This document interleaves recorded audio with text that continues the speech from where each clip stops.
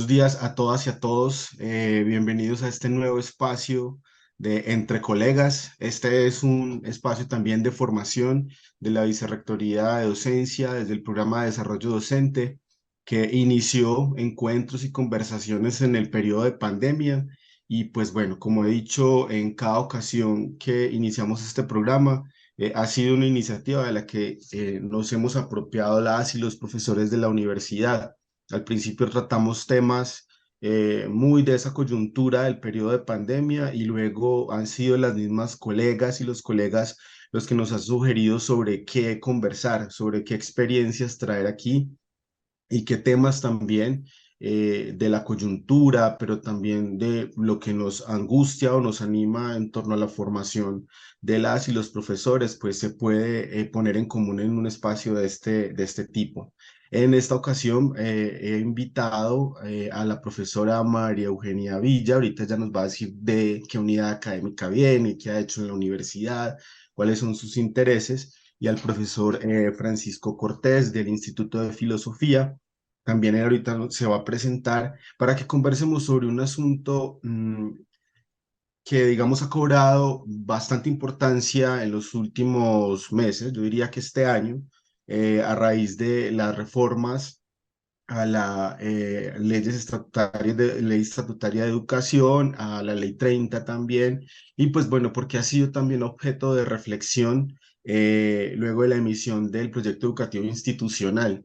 Ha sido, digamos, objeto de la reflexión en las distintas comunidades del proyecto de armonización curricular y muchos espacios que la Vicerrectoría de Docencia ha propiciado. Me refiero a la idea o la concepción de la universidad como bien común. Y como lo planteé en algún momento con la profesora María Eugenia y con el profesor Francisco, este es un término que usamos quizás sin saber a qué estamos aludiendo o a qué nos comprometemos cuando nos enunciamos desde allí. Y pues bueno, sea esta la oportunidad para provocar, digamos, esa discusión. Digo provocar porque aquí no vamos a agotar el tema, pero sí abrir, digamos, posibilidades y rutas para seguirlo pensando. Así las cosas, entonces les doy la bienvenida a quienes nos acompañan hoy y muy especialmente a la profesora María Eugenia, el profesor Francisco, a quien les pediría saludar a las personas que nos acompañan en este momento y a quienes nos van a ver luego en la grabación de este programa. Aquí tenemos una muy buena recepción también en ese espacio, digamos, diferido. Profesora María Eugenia, cuéntenos cómo está, de qué unidad académica viene usted y bueno, ¿qué le interesa contarles a los colegas esta mañana? Muy buenos días, profesor Leandro, profesor Francisco, profesor y profesoras que nos acompañan. En primer lugar, mis agradecimientos al profesor Leandro y por supuesto a la Vicerrectoría de Docencia por esta iniciativa que, como lo conversábamos con el profesor Leandro, eh, eh, o sea, parece una pequeña acción, pero se constituye en una gran acción en cuanto a que ayuda a tejer espacios colectivos en los que podemos conversar, en los que podemos dialogar y, por qué no, acompañarnos con otras personas que probablemente estarán sintiendo y estarán elaborando las mismas preocupaciones que cada quien tiene. Entonces, yo llamo a estos grupos de trabajo académico docentes y creo que desde la función académica se puede también apoyar otros procesos que tienen que ver con los sentimientos, con las emociones que precisamente son el fundamento de nuestro trabajo y que nos permiten o no tener o llevar a cabo esa tarea que nos ha encomendado la sociedad. Mi nombre, como lo manifestó el profesor Leandro, es María Eugenia Villa. Yo soy profesora de la Facultad de Educación, específicamente en la licenciatura en Ciencias Sociales, y allí oriento procesos de educación política con y para el profesorado que va a ser en lo futuro profesores y profesoras del área de Ciencias Sociales y del área de Ciencias Económicas y Políticas. Muy bien, muchas gracias, profesora María Eugenia. Profesor Francisco, buenos días. Eh, Buenos días, Leandro. También muchas gracias por la invitación a participar en este programa. Y gracias también a la Vicerrectoría de Docencia por la iniciativa. Eh, un saludo especial a la profesora María Isabel de la Facultad de Educación. Yo soy profesor del Instituto de Filosofía. Bueno, pues me parece muy importante que se hagan este tipo de programas en donde los profesores pues hablemos sobre diferentes situaciones y aspectos relacionados con la universidad. Es algo, pues, importante y valioso para pensar la situación actual de la universidad y lo que puede ser la universidad. Bueno, yo creo que con esta presentación y como aclarando sus lugares desde los cuales nos vamos a enunciar también, pues les voy a proponer la dinámica de esta conversación. Ya previamente habíamos acordado hacer una especie de desagregado de universidad, bien común, universidad como bien común para llegar, digamos, a esa reflexión de qué sería la universidad como bien común. Vamos a ir como en ese desglose de los términos o cómo podemos pensarlos y pues ya acordamos también previamente que le íbamos a pedir al profesor Francisco introducir como esta reflexión. Bien, yo pues voy a comenzar entonces con tratar de hablar un poco sobre lo que pues entiendo que debe ser la universidad.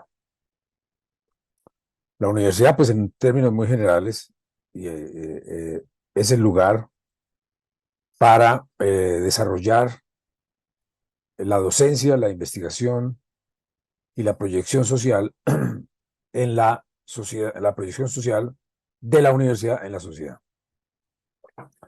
La universidad, pues, es el lugar básicamente de creación del conocimiento. Eso es un elemento central que define a una universidad. Las personas que estamos en la universidad tenemos como una tarea central la de producir conocimiento en cada una de las áreas en las que nosotros estamos.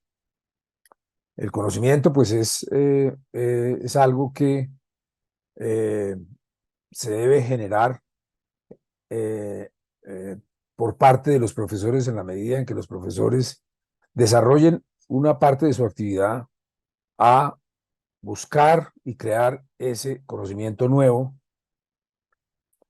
eh, que sea determinante para la universidad y para la sociedad.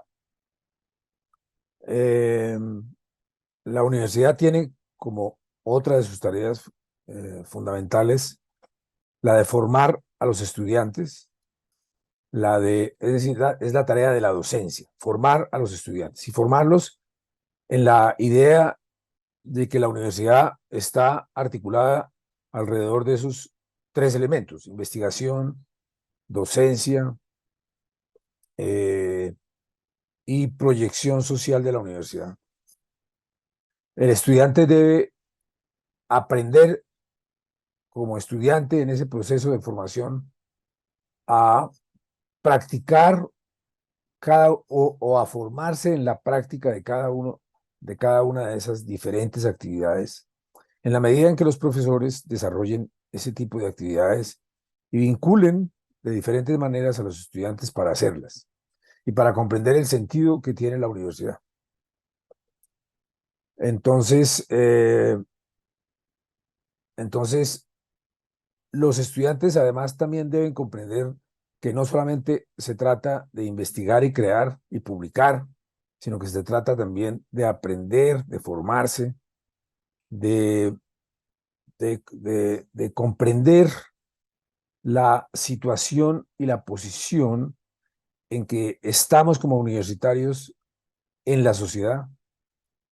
Es decir, la universidad también tiene una tarea política importante y es esa, que los estudiantes y los profesores eh, entiendan el lugar y el papel que tiene que jugar la universidad en el desarrollo de las tareas políticas, sin confundirse con la idea de que la universidad es o está determinada por la política, porque la universidad debe cumplir con ciertas tareas específicas políticas, pero la universidad no es un lugar, digamos, propio de la política, de la acción política. La acción política se debe desarrollar en la sociedad. La universidad es una institución del Estado en la cual, lógicamente, lo político es importante, pero lo político no es fundamental. Lo político es importante porque especialmente las universidades públicas han jugado un rol muy importante a lo largo de la historia, y no solamente en Colombia, sino en muchos otros países del mundo, en el sentido en que la universidad está vinculada o relacionada con ese conjunto de problemas políticos, y por lo tanto las manifestaciones de los estudiantes, de los profesores frente a la política son muy importantes y determinantes, pero repito, la universidad no es la plaza pública. La política tiene su lugar en la ciudad, en la plaza pública. Ese no es el lugar de la universidad. Bien, la universidad tiene que proyectarse a la sociedad, y la universidad lo hace a través de toda la idea de extensión, básicamente, que tiene la universidad, y cada una de las facultades de distintas maneras se proyectan en la sociedad de muchas maneras, pues, a través de cursos, a través de programas que se desarrollan para, mm, para, para, para hacer una tarea educativa sobre ciertos problemas, como por ejemplo los problemas ecológicos actuales del mundo, em, o distintos problemas que tienen cada una de las facultades y de los institutos y de los departamentos de la universidad, y que en esos institutos se busca entonces desarrollar actividades de proyección. Esa es una parte también central de la universidad. Yo creo que con eso, pues, digamos que presento una idea de lo que puede ser la universidad. Muy bien, profe, muchas gracias. Profe María Eugenia, ¿le parece si entonces comenzamos su intervención hablando también de eso que desarrolló y que me comentaba hace un par de días acerca de la concepción de universidad y esa distinción entre los tipos de bienes y cómo llegar a bien común?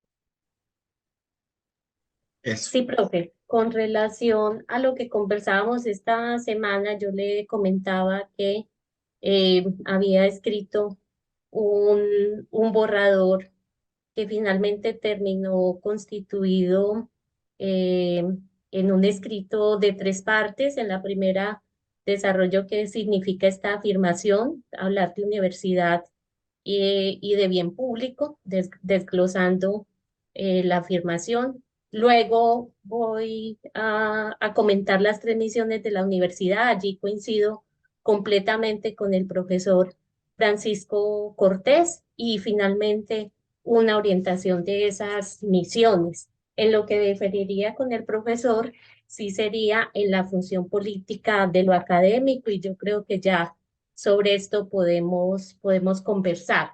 Voy a leer el texto. Usted de pronto, profe, si de pronto me estoy extendiendo mucho, usted me hace una ceñita, paro. Inclusive el texto se puede enviar al profesorado o algo para que se lea en total. Sí, Tiene lo cuatro. que podemos hacer sería irlo comentando, ¿cierto? Para hacer como más rico también el espacio. Sí, sí, es una lectura comentada. Entonces Listo. Y yo se le voy llama a así. decir, le voy a indicar en qué momento podemos pasar a otra intervención. Si me estoy Listo. haciendo muy larga, me hace una ceñita y yo interrumpo. Bueno, Bueno, está bien. entonces, la universidad como bien público.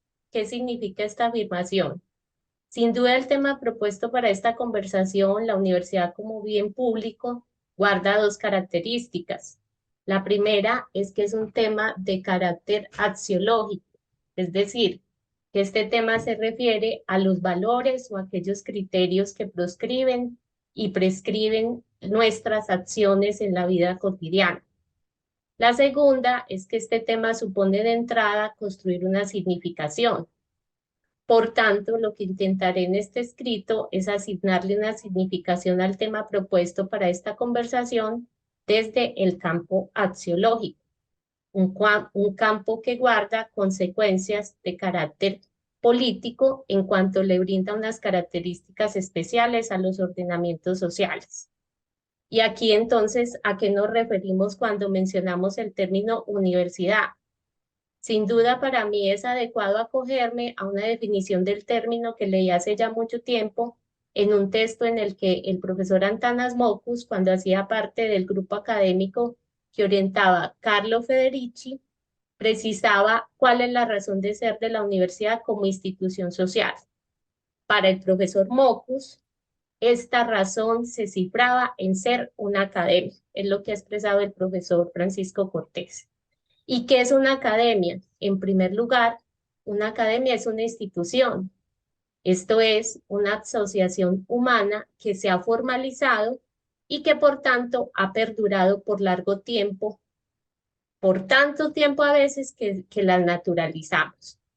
En segundo lugar, una academia, y acá viene su distinción de otras instituciones sociales, es una institución en la que personas de manera individual o colectiva construyen conocimientos, y yo le agregaría también saberes, mediante procesos de investigación que se caracterizan por ser metódicos y persistentes. O sea, no todo proceso de construcción de saberes y conocimientos es un proceso de investigación, si no está atado a un método y también si no es persistente.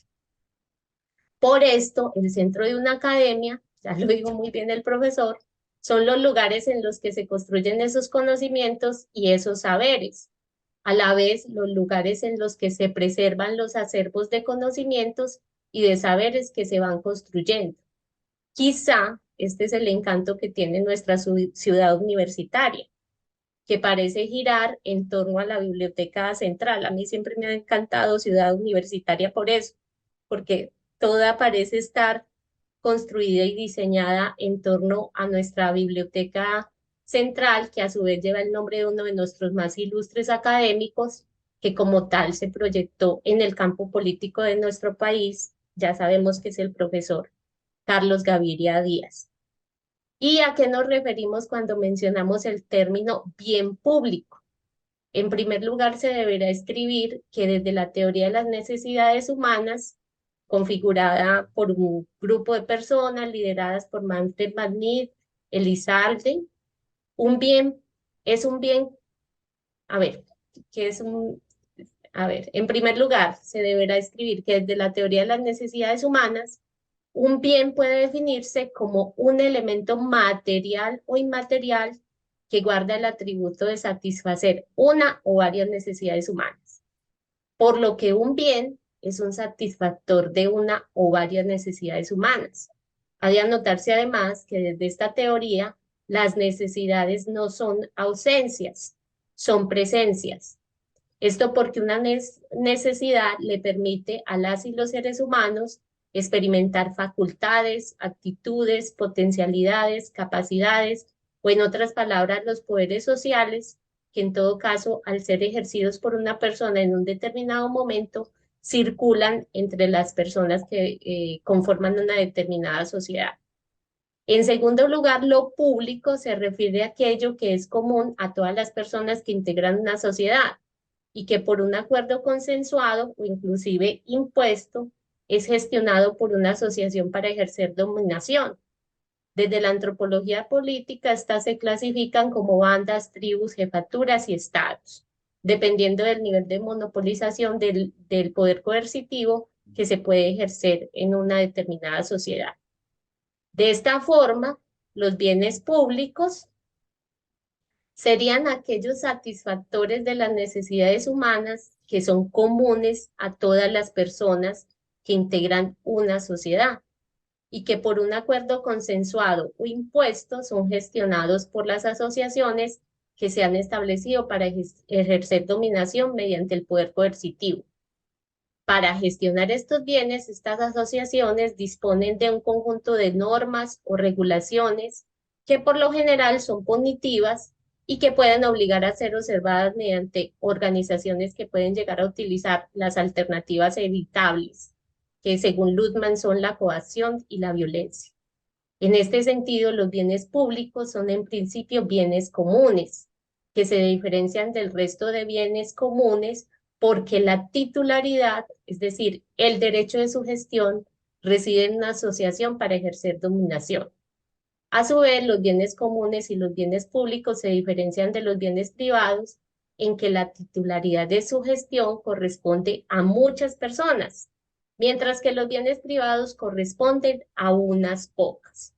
Si recordamos a Tilly que un derecho es una titularidad, podemos aseverar que sobre los bienes comunes y los públicos tienen derechos y pueden reivindicarlos o hacer que les sean reconocidos muchas personas, mientras que con respecto a los bienes privados, su titularidad o derecho puede ser reivindicada o hacer que les sea reconocida por pocas personas, por lo que es factible aseverar que lo común y lo público tienen una correspondencia con lo colectivo, mientras que lo privado tiene una correspondencia con lo individual. Esa noción que se configuró en Occidente con el movimiento cultural de origen burgués denominado Ilustración, con la configuración de la ideología política llamada liberalismo, con el fortalecimiento de la relación capitalista y con el predominio de una asociación para el ejercicio de dominación que fue finalmente el Estado Nacional, que en principio se configuró como autocrático y que por artificio de las contiendas políticas que realizaron y realizan muchas poblaciones ha tomado también una forma democrática. Aquí el último párrafo me demoraré medio minutico para Muy terminar bien. con la definición de bien común, ya que cierro. De esta manera, la universidad como bien público, en principio sería una academia. Ya lo explicó muy bien el profesor Francisco, que como mínimo satisface la necesidad humana de entendimiento y que para tal efecto ha de ser gestionada por un Estado-nación. Sin embargo, como los procesos de construcción de conocimientos y de saberes en ocasiones son de carácter sumiso y en otras de carácter emancipador, en nuestro contexto social latinoamericano y caribeño, en el año de 1918, el movimiento estudiantil denominado de Córdoba proclamó que las universidades como academias debían ser gestionadas por las y los académicos. Este movimiento, por cierto, en este movimiento, por cierto, se formó uno de los espíritus más demócratas que ha devenido en nuestro continente, de quien alguna vez podríamos hablar, que fue el presidente Arturo Illia, quien fuera presidente de la Argentina del 63 al 66 y que sufrió un golpe de Estado cuando se enfrentó a las empresas privadas capitalistas globales del sector farmacéutico. En este sentido, y ya cierro, las universidades como bienes públicos han de ser gestionadas por las y los académicos y financiadas por los estados. En esto consiste la autonomía universitaria que deviene del movimiento estudiantil de Córdoba, donde se reivindicó el derecho de las academias de ser autónomas de otras instituciones sociales como los estados, las iglesias y las empresas. Hay otros dos apartes, pero para no hacerme muy larga y de todas maneras como el texto está escrito, ya luego podríamos conversar sobre esto. O puedes seleccionar algo para leernos enseguida. Entonces, tenemos Exacto, sí, puede ser. Está bien, sí, la universidad como institución social, nos habló también, profe, entonces, del bien como un satisfactor de necesidades y de una distinción, a mi modo de ver, bien interesante entre bienes públicos, privados y comunes. Profesor Francisco, ¿cómo vamos con esa distinción? ¿Qué le suscita, digamos, el texto que nos ha compartido esta mañana la profesora María Eugenia? Eh, no, yo le agradezco a la profesora su texto como profesor, pues, de la universidad. Pues sí, es un texto importante, bien elaborado, Pues desde mi posición como profesor, no quiero asumir una posición como si fuera alguien que se pone como jurado, ¿no? Pues es un muy buen texto sobre este problema al que ustedes nos han invitado. Eh, en realidad, pues no tengo ninguna objeción al texto, me parece un texto muy bien hecho. Digamos que no es que tenga diferencias de fondo, pues, por ejemplo, la distinción público-privado, claro, es una distinción muy importante para esta discusión. La universidad es un bien público, en tanto que la universidad como institución pública es una creación del Estado porque la sociedad le impone al Estado la tarea de tener una universidad pública. Esa es una idea que está mucho más atrás de las reformas que se dieron a comienzos del siglo XX en Argentina, a las que hizo mención la profesora, porque tiene que ver con la idea de la universidad Humboldtiana, como le llamaba la universidad eh, ilustrada, que pues plantearon y desarrollaron Humboldt y Kant, que es la universidad ilustrada, que es la universidad en la cual se define que el fin de la universidad es, ante todo, la ilustración, la formación de las personas, de tal manera que las personas puedan superar en la universidad la condición de la minoría de edad, decía Kant. Dice Kant, dice, las personas están en una situación de minoría de edad de la cual son culpables, porque no son capaces de dar el paso para ilustrarse y a través de ese paso convertirse en personas autónomas y libres. Y eso lo hace posible una universidad en la cual haya una diferenciación entre las distintas facultades que componen la universidad, es decir, entre las facultades que componen la ciencia, o sea, la investigación propiamente pues científica, que tienen que ver con la tarea de eh, eh, explorar y conocer el mundo natural para poder, a través del conocimiento del mundo natural, obtener una serie de conocimientos que son las leyes naturales, a través de las cuales entonces se llega a un cierto manejo o control de esa naturaleza en provecho del hombre. Las otras facultades importantes para Kant y para Humboldt de la universidad son las facultades que hoy en día llamamos las ciencias sociales. Pero en ese momento, la facultad más importante para Kant era la filosofía. Y la filosofía en la universidad en la que vivió y estudió Kant y fue después profesor, la universidad estaba un poco al margen, perdón, la filosofía estaba un poco al margen y entonces él escribe contra esa marginalización de la ilustración y, y propone una idea de la universidad en la cual pues todas las facultades, la filosofía y las ciencias espirituales, digamos, las ciencias del espíritu, las ciencias o sea, las ciencias no, sino los saberes que están vinculados con la filosofía, con el arte, con las distintas disciplinas de las ciencias sociales, pues tienen que jugar un papel también muy importante en la universidad para que la universidad sea una universidad que ayude o coadyuve a, a desarrollar una sociedad. Bueno, eso digamos un poco para señalar una diferencia con lo que dijo la profesora, pues porque lógicamente que esas mismas ideas fueron retomadas en esa revolución y en esa idea tan importante de la universidad que se hizo en Argentina en ese momento. Eh, entonces la universidad es definida como un bien público eh, que debe ser sostenido y financiado por el Estado. Es una exigencia que plantea la universidad a la sociedad. Para que haya universidad, debe haber una universidad en la cual ella, entendida como un bien público, sea autónoma de la sociedad autónoma del Estado, libre del Estado, pero debe ser financiada por el Estado para que, para que la universidad se pueda desarrollar.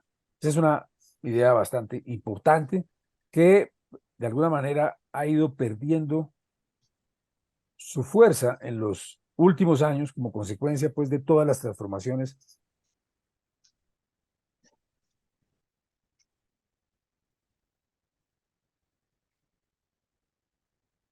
Hola, creo que tenemos un problema en la señal del profesor, ¿cierto? Bueno, mientras él vuelve allí, tenemos por aquí algunas intervenciones de las personas que están participando. Carlos, por ejemplo, nos dice que también la teoría de los usos y las gratificaciones ayuda a comprender la apropiación social de la universidad y su constitución como bien público.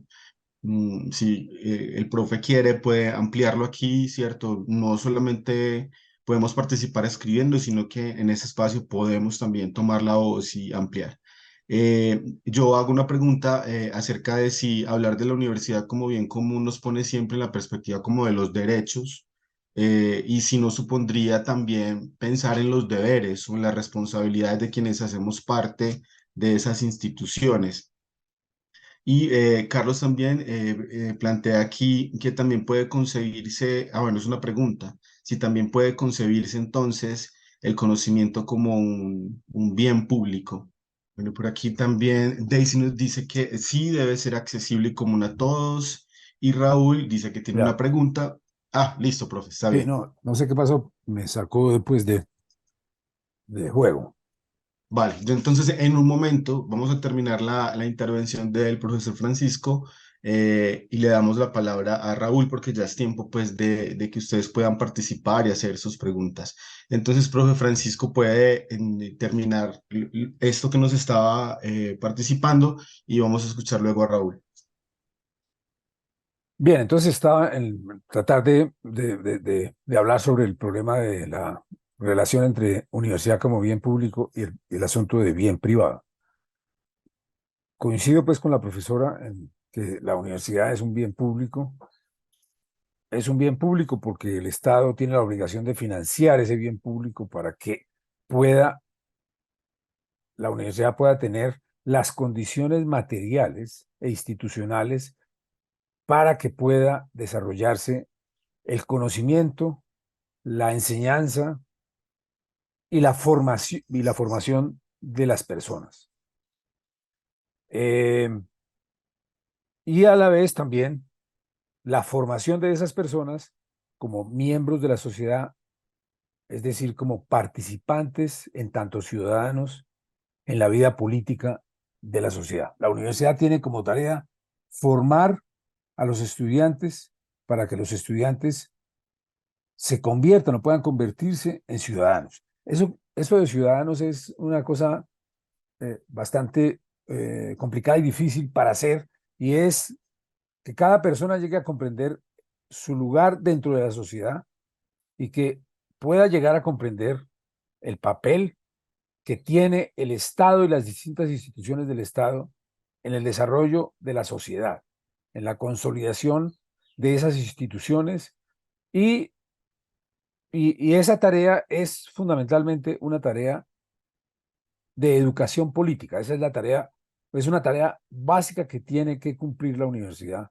para comprender lo que está pasando en el mundo. Por ejemplo, en este momento en Colombia es central y fundamental que los estudiantes se formen en la comprensión de los procesos políticos que se están dando alrededor de la paz. Es decir, es una tarea fundamental que los estudiantes comprendan por qué se hacen esas negociaciones, qué sentido tienen, por qué, para qué se hacen y por qué se hacen, y cuál es el estatuto jurídico y político que tienen todas esas negociaciones. Todo eso es complicado, es difícil, pero la universidad tiene que hacer esa tarea para que las personas puedan comprender lo que está pasando en nuestro país.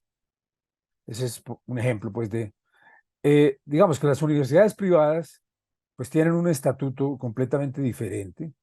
Digamos que en el país, desde hace ya muchos años, emergieron esas universidades privadas y se han convertido con el tiempo en las instituciones educativas más importantes que tiene hoy pues, Colombia.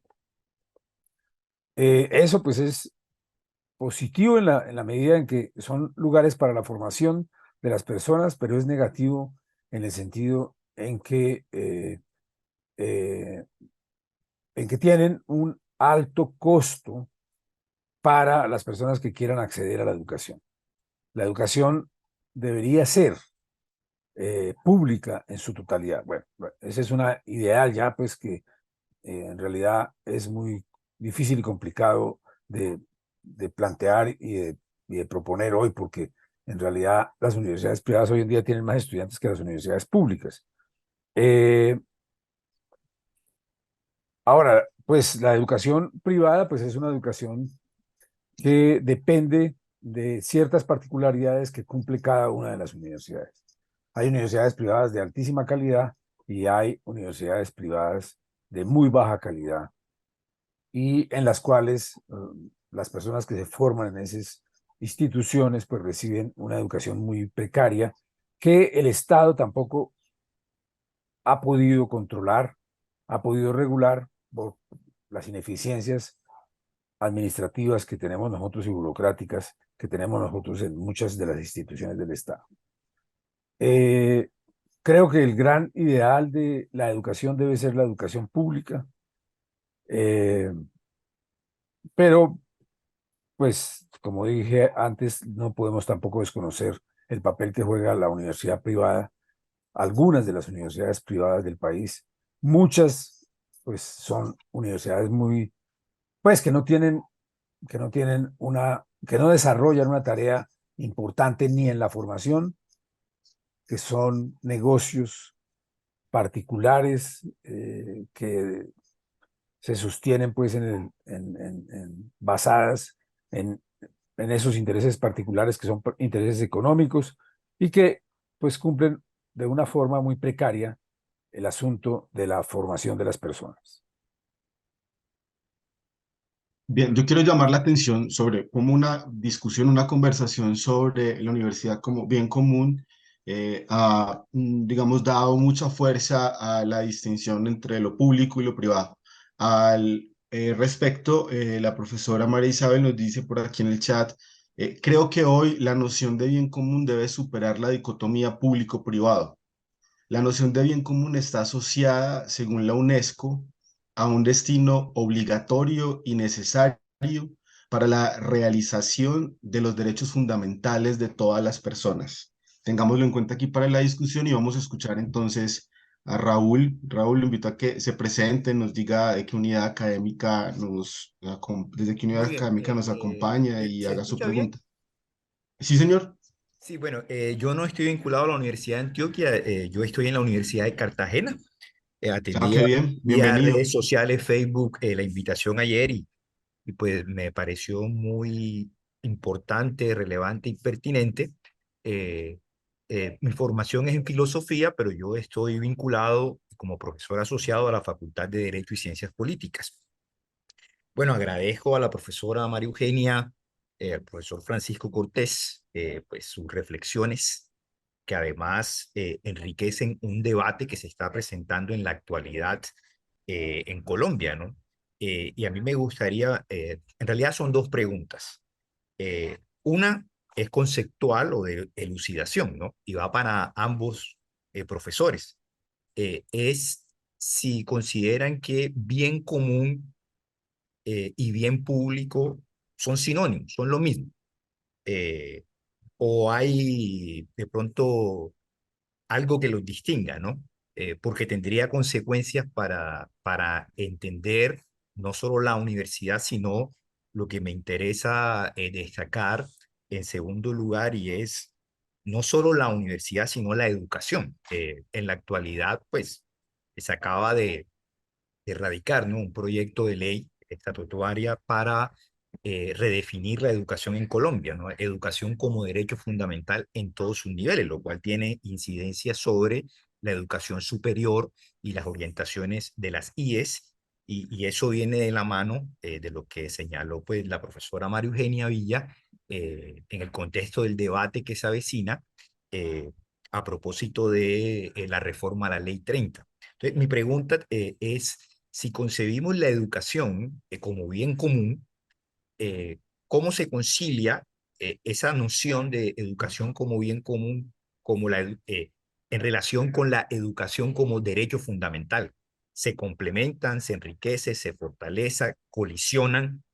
Es algo que, sobre todo, también por las tradiciones políticas, ideológicas que subyacen pues, a todos estos debates, al momento de entender tanto la educación como la misma función y rol de la universidad en Colombia. Esas serían mis interrogantes. Gracias. No, gracias a usted, profe. Y bueno, pues, ¿quién de los dos invitados o la invitada quiere comenzar? Sí, Listo. yo quería hacer un aporte en relación a la pregunta que hace el profe, porque es la pregunta. Entonces, digamos, ya me complementará mejor el profesor Francisco, porque ciertamente sí estamos de acuerdo en que la filosofía es la disciplina mayor, y ya lo conversábamos con el profesor Leandro. Tanto la educación política como la educación filosófica ha de brindarse al estudiantado desde la educación inicial, porque como lo dice el profesor Isabelino Siede, un educador político que a mí me encanta, la escuela es el primer lugar público al que acceden las niñas y los niños. Bueno, podemos decir inclusive que son las iglesias, pero las iglesias son confesionales y las escuelas se supone, la escuela es una institución que se supone que ha de ser secular. Entonces ya yo distinguía en el escrito que los bienes públicos son aquellos bienes comunes que son gestionados por las asociaciones para ejercer dominación. Pero la pregunta del profesor Puello invita a una profundización. Cuando hablamos de lo público, tenemos la herencia grecorromana y en específico la organización social de la Atenas del siglo V, donde lo público era el espacio que correspondía a la polis. Y todos y todas sabemos que la polis se oponía al oikos, ¿cierto? Y el oikos lo podemos, pues allí se entendía como ese espacio privado, pero también lo podríamos entender como ese espacio íntimo, y por esta distinción era que la ciudadanía la ejercían los paters de familia, que eran a su vez los únicos que tenían derecho, es decir, la titularidad, como llama Tilia los derechos, Tilia aclara, los derechos son titularidades, la titularidad del ejercicio de la ciudadanía y, por supuesto, para ejercerlo de la condición sociopolítica de ciudadanía, era la de los paters de familia, que eran quienes podían participar en el espacio de la polis, que no es todo el espacio de la ciudad, es el campo político de la ciudad, estado griega, donde precisamente sucede lo que sucede en el campo político de todas las sociedades, y es definir el ordenamiento social apoyado por un medio que es la coerción, es decir, la combinación del poder tanto coactivo, que puede llegar a ser violento, como del poder ideológico, que es de carácter disuasivo, persuasivo. Entonces, para distinguir un bien público de un bien común, pues en principio habría que hacer esa distinción entre polis y oikos, como se hacía en la antigua Grecia y como lo podemos reinterpretar en la contemporaneidad. Pero hemos avanzado, y creo que en eso los saberes afrodiaspóricos, los saberes ancestrales, por eso decía, en la universidad como academia no solamente se han de construir conocimientos que correspondan al conocimiento científico, hay que construir, la función académica también implica construir otros tipos otras formas de saber y de conocer. Unas de ellas las hemos identificado muy bien en nuestra universidad, de hecho en el programa ODEA Diversa se promueven esos saberes, los afrodiaspóricos, los ancestrales, los raizales, ¿sí? Distinguir entre bien público y bien común, que es un aporte, a mi modo de ver, de los saberes ancestrales, de los saberes afrodiaspóricos, de esas otras formas de saber y de conocer que preexisten, que coexisten y que seguramente existirán mucho después de que se extinga el conocimiento científico que particularmente tanto amamos en la academia. Y ambos conceptos, el de bien público y el de bien común, pues se opondría al de bien privado. Entonces, cuando hablamos de bienes comunes y de bienes públicos, estamos hablando de la instancia de lo colectivo. Y cuando hablamos de bienes privados, estamos hablando de la instancia de lo individual. Creo que el profesor Francisco podría cualificar un poco más estas observaciones. Muchas gracias, profe María Eugenia. Profesor Francisco, le escuchamos. Bien, pues a mí me causó pues curiosidad desde el momento en que me invitaron a, pues como lo hiciste, pues hablar sobre la universidad como un bien común, como un bien. Y bueno, yo pensaba, ¿por qué estarán planteando eso?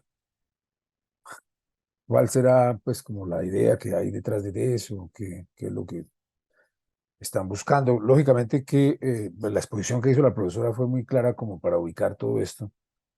Eh, Porque en algún momento, pues, aquí en Colombia hubo una discusión bastante importante alrededor de si se debería considerar a la educación como un derecho fundamental o como un bien.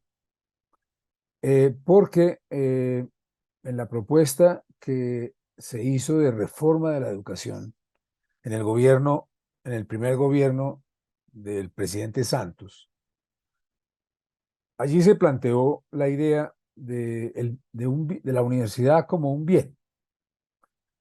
Y recuerdo yo pues que en esa discusión, eh, eh, pues, digamos, se cuestionó esa posición a partir de la idea de que la educación debería ser considerada como un derecho fundamental, que es un poco lo que se está planteando ahora en la ley, en la reforma pues de la ley 30 y en la propuesta de una ley estatutaria de educación. Se está planteando la idea de que la educación es un derecho fundamental y entonces al plantear la idea, esa idea, eh, digamos lo que está detrás de eso es que si es un derecho fundamental debe ser garantizado de manera total y plena por parte del Estado a todos los individuos que aspiren a tener una determinada educación. Porque entonces no es un bien, sino es un derecho fundamental. Y esa idea de derecho fundamental tiene mucha más fuerza normativa, jurídica y política que la idea de la educación como un bien. Claro que digamos, esta distinción que se hacía en ese momento tenía que ver con un planteamiento y era vincular la educación con un bien como lo decía ahorita la profesora, pero no como un bien público, sino como un bien privado, como un bien que tenían las personas en tanto individuos. En cambio, la educación como derecho fundamental, pues hace parte de una concepción distinta del Estado, porque es entonces la idea del Estado social, ¿no?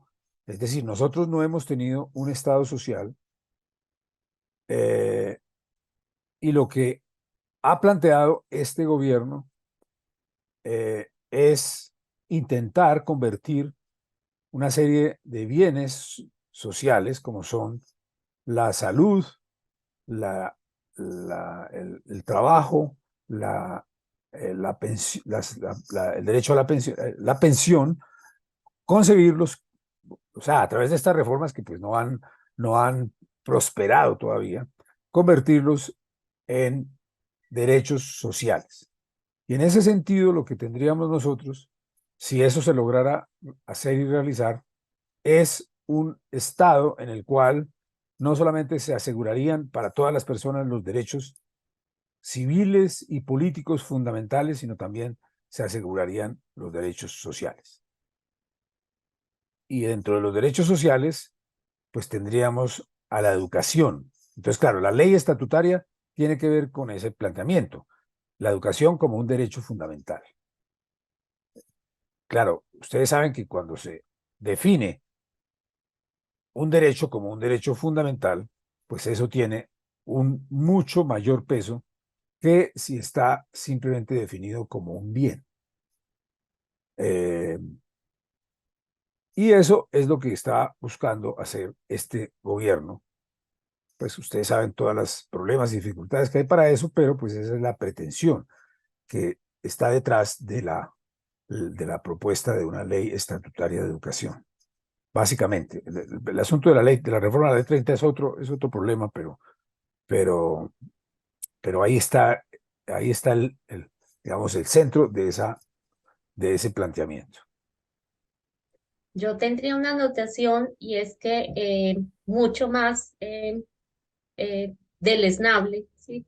Yo hago siempre la distinción en que hay dos tipos de vida: aquella vida que podemos hacernos y hacer a las otros y a las otras más amable, y aquel tipo de vida en la que podemos hacernos a nosotros y a nosotras y a las otras y a los otros deleznable.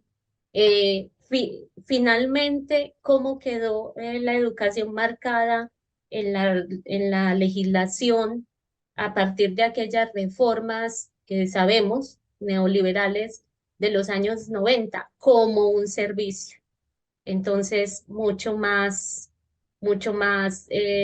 terrible fue el planteamiento que al final quedó en la norma. eh, Se habla de el servicio público de la educación, pero al marcarlo como un servicio, queda como lo muestra el profesor Francisco, como un bien y como un bien que es transable.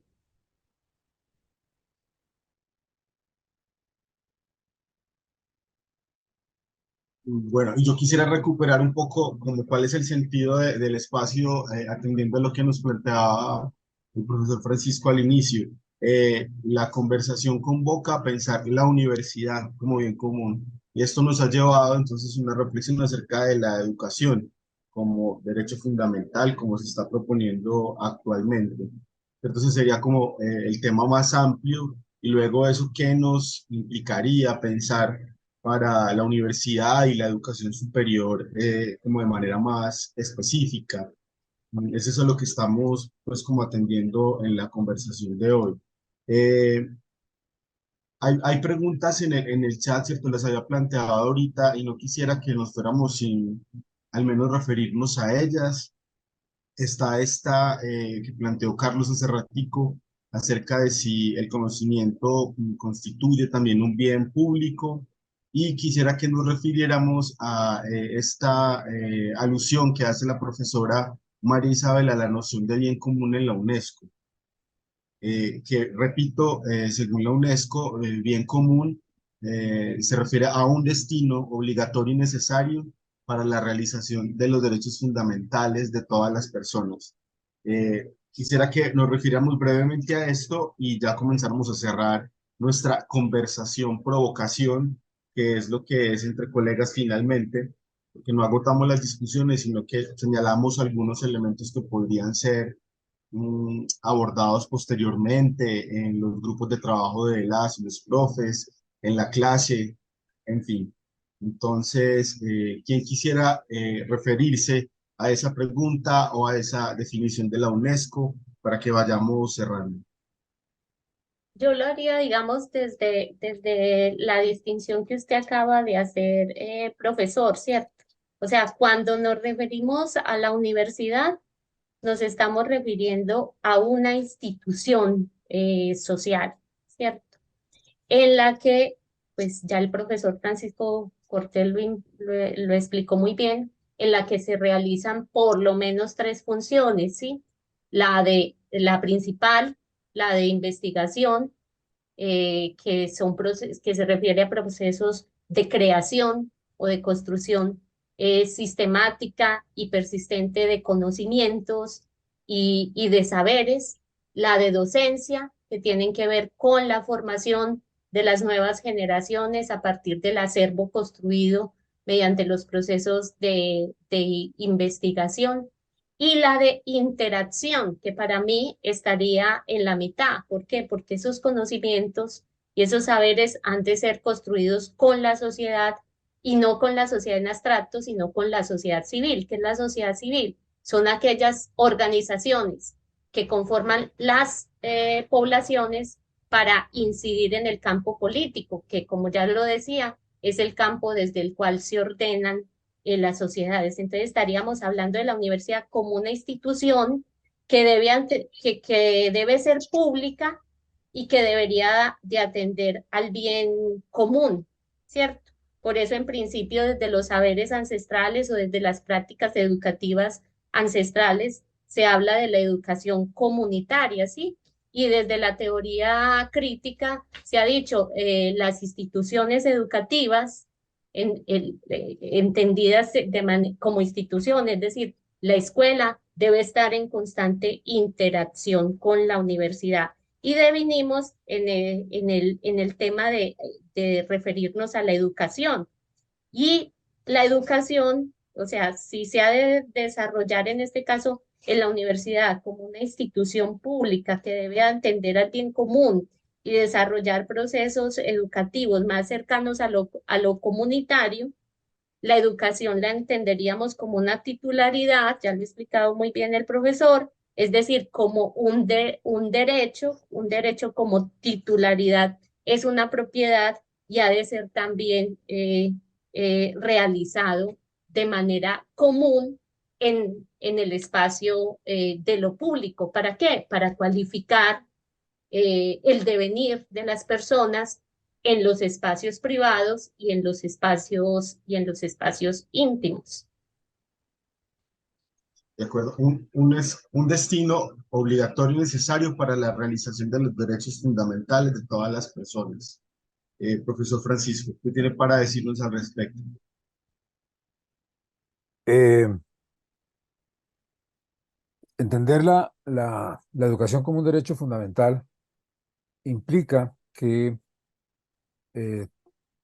todas las personas de nuestra sociedad, en el momento en que quieran ingresar a cualquier nivel de la educación, deben poder hacerlo y el Estado debe garantizarle a esa persona las posibilidades para que esa persona desarrolle su derecho, porque es un derecho fundamental. En ese sentido, si se entiende la educación como un derecho fundamental, hay que prever que eso, pues lógicamente está contemplado en la ley, es decir, no tanto en la ley, sino en las tareas políticas que se tendrán que hacer en el momento en que esa ley, digamos, se cumpla todo el proceso para convertirse pues en una ley fundamental. Y eso supone, por ejemplo, eso supone que las universidades del país deben poder acoger a un número de 500.000 o 1.000.000 o 1.500.000 de personas que decidan que quieren aprovechar ese derecho para realizar lo que está implicado en ese derecho. Entonces se habla, por ejemplo, de que las universidades públicas deberán ampliar sus cupos en 500.000 nuevos cupos, ¿no? Y entonces, claro, inmediatamente, digamos, las personas con un sentido realista reaccionan y dicen, bueno, pero ¿cómo vamos a acoger esas personas en nuestras universidades si no tenemos las condiciones materiales para acoger? Entonces se calcula que, por ejemplo, la Universidad de Antioquia debería acoger un número de por lo menos 50.000, 70.000 estudiantes cada año para poder cumplir con esa tarea, con ese objetivo. Y pues eso supone cambios importantes en la universidad desde el punto de vista material, que en este momento, por lo menos la Universidad de Antioquia no los tiene. No los tiene. La Universidad de Antioquia ya está saturada desde el punto de vista de la población universitaria y tampoco tiene los profesores para hacer eso. Entonces todo eso requiere pues unos cambios importantes, es decir, cambios en el número de profesores, tiene que haber más profesores y instalaciones en las facultades, bueno, todo eso, para poder cumplir con esa pretensión de la educación como un derecho fundamental. Es una pretensión muy importante, pero pues que está, está, pues, digamos, confrontada con una realidad que no es fácil cambiar porque, lógicamente, pues, todo eso se podría hacer si existieran los recursos para hacer, los recursos económicos para hacer, pero esos recursos económicos son los que por lo menos por ahora no existen. Y el país tiene esas grandes limitaciones y entonces es muy importante que ese ideal de la educación como un derecho fundamental no vaya a quedar en un ideal que no se cumpla, sino que debemos ser responsables frente a lo que se dice y la universidad debe ser la universidad pública, no digo la Universidad de Antioquia, sino la universidad pública y la universidad privada también, debe ser responsable frente a esa tarea tan importante, porque lógicamente que es una tarea muy importante, y es la de crear las condiciones para que millones de personas, miles de personas puedan entrar a la universidad, a formarse y a educarse. Bueno, profesoras, profesores, hemos llegado pues ya al cierre de esta emisión de Entre Colegas sobre la universidad como bien común. No quiero irme sin referirme a una pregunta que nos hace el profesor Neil Palacios en el chat. Dice, si la universidad trata de construir lo público para beneficiar a la sociedad, ¿cómo puede determinarse qué se enseña en sus planes de estudio sin que ello sea determinado por concepciones privatizantes de la vida? Es una pregunta. Y para no dejarla allí, les pediría a la profesora María Eugenia y al profesor Francisco, pues despedirse sugiriendo algo en torno a esta inquietud que plantea el profesor Palacios. ¿Les parece? Sí, estoy de Sí, acuerdo. ajá, yo precisamente lo desarrollaba en la parte final del escrito, y es que las académicas y los académicos han de trabajar en grupos de trabajo académicos que, es decir, grupos en los que se construyan conocimientos y saberes, pero aquí el énfasis sería en lo colectivo y en interacción. Por eso la función de extensión o la nominación de extensiones del ESNABLE. Aquí aprovecho para mostrar un texto en el que Freire hace esa distinción o muestra que la extensión no ha de ser extensión, sino que ha de ser interacción, extensión y comunicación. Los grupos de trabajo académico lo han de hacer en interacción con la sociedad. Y sabemos en el campo educativo que la primera forma o que lo que define un proceso de educación que se comienza a planear desde las finalidades está demarcado por la lectura. Y yo hablaría más bien de la comprensión, que es comprender, es hacer parte por la comprensión del contexto social. Entonces, en la comprensión del contexto social, de esos grupos de trabajo académico, en interacción con las organizaciones que conforman la sociedad civil, quienes deben de definir los planes de estudio en los que se realiza la educación, entendida también como lo entendemos en el campo educativo, como humanización. Cuando educamos, estamos aportando a un proceso de humanización de las otras personas. ¿Y en qué sentido ha de realizarse? Pues para mí con el horizonte de la dignificación de la condición humana. Y el primer paso es la comprensión, más que el entendimiento, la comprensión de los contextos sociales que son históricos. Gracias, profe. Profesor Francisco.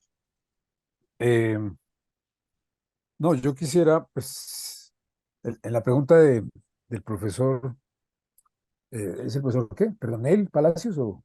Sí, señor. Ah, Neil ya, Palacios. Neil Palacios, ya, sí, sí. Ah, fue alumno mío en la maestría en filosofía. Eh, o sea, la autonomía de la universidad es ante todo una autonomía académica. Y eso quiere decir que la universidad determina y se define a sí misma en la realización de sus tareas. Eso quiere decir que cada uno de los facultades, institutos que hay en la universidad,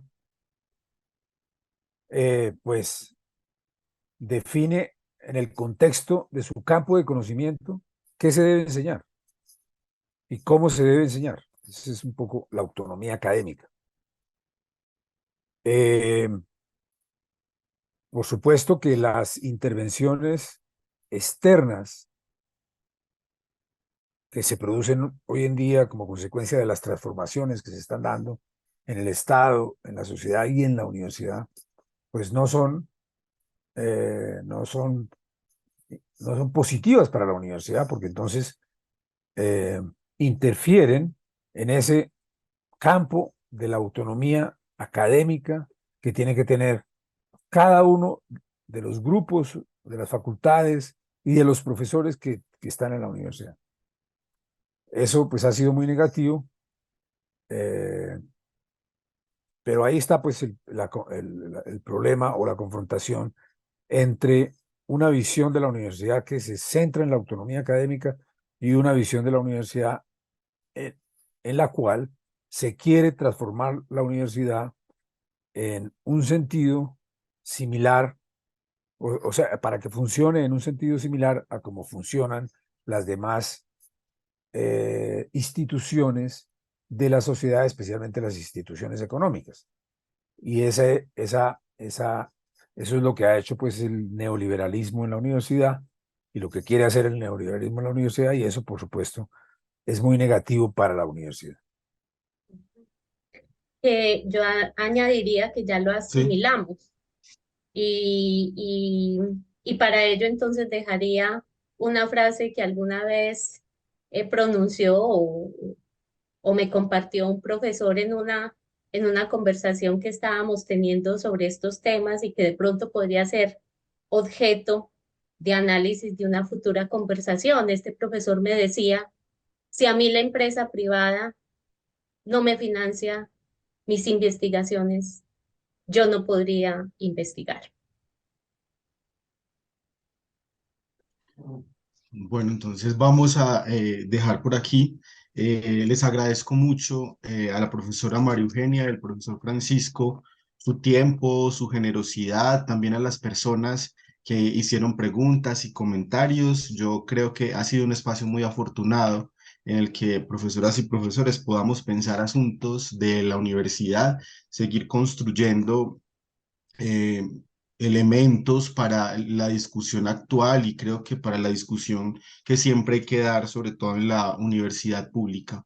De verdad que muchas gracias. Los invitamos a todos y a todas al Entre Colegas del próximo mes, que oportunamente llegará la invitación para que puedan unirse también a esa conversación en el mes de octubre. También invitarlos a que cuando reciban, digamos, la grabación de este programa, puedan difundirlo también entre sus equipos, sus comunidades, sus estudiantes, porque mucho de lo que se trata aquí puede eventualmente nutrir la reflexión en esos espacios de formación. Les agradezco mucho nuevamente. Nos vemos entonces en un mes y quedamos entre colegas. Muchas gracias.